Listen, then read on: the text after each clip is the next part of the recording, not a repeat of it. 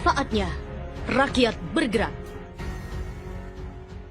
Sinyal elemen masuknya ribuan senjata ilegal ke dalam kompleks PT Indonesia Morowali Industrial Park, Sulawesi Tengah patut mendapat penanganan sungguh-sungguh dari pemerintah. Ironisnya, sejak awal-awal laporan dan informasi dari berbagai pihak tak pernah digubris, bahkan dinilai kecurigaan yang berlebihan. Aturan ketat dari pihak perusahaan asing mengakibatkan pribumi tidak bisa masuk menjamah buminya sendiri. Surat terbuka dari salah satu warga Morowali yang tentunya mewakili warga-warga lainnya yang ditujukan kepada KSP Muldoko selayaknya menjadi pemantik pemerintah untuk bertindak, meskipun sebelumnya sulit untuk dipercaya. Jika diprediksi sejak awal, bersamaan datangnya para pendatang Cina yang berperawakan layaknya ciri-ciri badan tentara, tidak menutup kemungkinan senjata-senjata ilegal ditata dan dipaket rapi mirip alat kerja.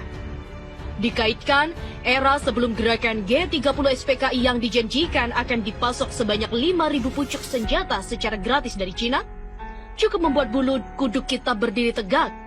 Apalagi salah satu divisi di Badan BIN yang dulu mengurusi masalah komunis kini sudah dihilangkan. Karena bahaya laten komunis sudah dianggap tidak ada. Kalau prediksi ini benar, bisa dibayangkan di dalam PT Morowali sudah tersimpan ratusan kali lipat dibanding jumlah senjata yang dimiliki gerombolan pengacau liar di Papua. Sekarang, kembali sepenuhnya kepada pemangku kekuasaan di negeri ini dalam menyikapi masalah Morowali. Saya berpendapat tidak ada waktu penundaan saat ini. Pencegahan lebih baik dari penindakan. Beberapa kali saya melaksanakan operasi militer. Dan belasan tahun saya sebagai pelatih, guru, dosen, kepala departemen operasi dan direktur yang menangani sistem pembinaan latihan dan operasi gabungan TNI di lembaga tertinggi TNI atau Sesko TNI. Selayaknya, saya percaya kepada kehebatan adik-adik saat ini yang secara langsung atau tidak langsung pernah saya latih dan saya bimbing, kini telah memiliki kemampuan lebih tinggi. Namun, bersamaan dengan kepercayaan itu, saya merasa terpanggil dan punya kewajiban moral untuk mengingatkan kembali bagaimana seharusnya bersikap dan bertindak. Bahwa pernyataan perang adalah hak seorang presiden setelah ada persetujuan DPR. Selanjutnya, melalui Menhan sebagai pembina, berlanjut Panglima TNI sebagai pelaksana tingkat pusat dan Kapolri sebagai pembina dan pelaksana pusat. Presiden menginstruksikan memerintahkan operasi militer selain perang atau OMSP atau operasi militer untuk perang atau OMP termasuk operasi sistem pertahanan rakyat semesta. Dalam pelaksanaan SISHAN Kamrata, TNI dan kekuatan cadangan sebagai komponen utama, Polri, rakyat terlatih dan Limnas sebagai komponen cadangan. Sumber daya alam, sumber daya buatan, sumber daya nasional, dan sarana atau prasarana sebagai komponen pendukung. Pelaksanaannya dilakukan secara terarah, terpadu, terordinir, berlanjut dan berkesinambungan. Saya pribadi yang menganalisa ini suatu kejanggalan, bahkan terindikasi bahwa di badan-badan tinggi negara ini sudah masuk para setan iblis jelmaan gerombolan pelanjut PKI. Mereka sudah duduk di berbagai posisi elemen tinggi negara sampai ke akar rumput seperti Budiman Sujatmiko, Ciptaning, Dia Pitaloka, dan jutaan kawan-kawan lainnya. Mereka terus-menerus berupaya menggembosi Pancasila, agama, dan umat Islam di Indonesia khususnya dengan berbagai cara.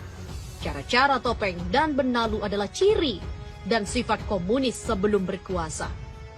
Dan setelah berkuasa, akan berubah menjadi diktator, penindas, penekan, dan penunduk terhadap rakyat yang dipimpinnya, sampai dengan harus menuruti dan mengikuti kemauan partai atau kekuasaannya. Sesuai perkembangan dan dinamika, komunis yang berideologi ateis, anti-Tuhan, anti-agama, dan anti-HAM, dalam jurus barunya tidak hanya diawaki oleh orang-orang ateis tulen. Kenyataannya sudah berbau dengan orang-orang beragama yang sudah dipengaruhi baik secara keras, dapat jaminan selamat dari korupsi. Cara lembut seperti pemberian atau penawaran jasa, baik maupun cara-cara kombinasi seperti pemberian uang, jabatan, wanita cantik maupun harta benda lainnya. Dari ulah orang-orang inilah yang mengakibatkan kehidupan berbangsa dan bernegara syarat dengan kericuhan, kekacauan, kegaduhan dan kesemrawutan yang dibuat dan disengaja. Pertanyaannya, bagaimana jika berdasarkan pertimbangan Presiden dan DPR tidak menyetujui operasi-operasi di atas? Maka Menhan bisa menyarankan ke Presiden untuk dilakukannya operasi tersebut. Namun, jika saran Menhan Presiden bersama DPR tidak menyetujuinya, di sini berlakulah kedaulatan tertinggi berada di tangan rakyat. Rakyat yang sebenar-benarnya dan bukan DPR yang dijawantahkan sebagai rakyat. Bahwa ada undang-undang yang mengatur hubungan pemerintah pusat dan daerah. Jika dipandang keadaan sangat urgent, maka pemerintah daerah bisa melakukan tindakan-tindakan demi keamanan dan keselamatan rakyatnya. Konkretnya, Bupati atau Wali Kota Morowali bersama Forum Komunikasi Pimpinan Daerah, Bupati atau Wali Kota, Kodim, Polres dan unsur kejaksaan, pengadilan, DPRD, dan tokoh-tokoh masyarakat dapat melakukan. Yang pertama adalah pengawasan dan pengamanan terhadap lokasi-lokasi bandara, pelabuhan dan pintu keluar, masuk dari dan ke kompleks perusahaan. Atas kewenangannya, Bupati atau Wali Kota dan perkuatan bisa masuk dan mengadakan penyisiran, pembersihan dan penggeledahan ke tempat-tempat yang dicurigai dengan mempertimbangkan keamanan dan keselamatan semua. Demikian selanjutnya, jika Bupati dan perkuatan tidak melakukan hal-hal di atas, maka atas kesadaran rakyat bisa melaksanakan tindakan-tindakan atas dengan pertimbangan yang sama.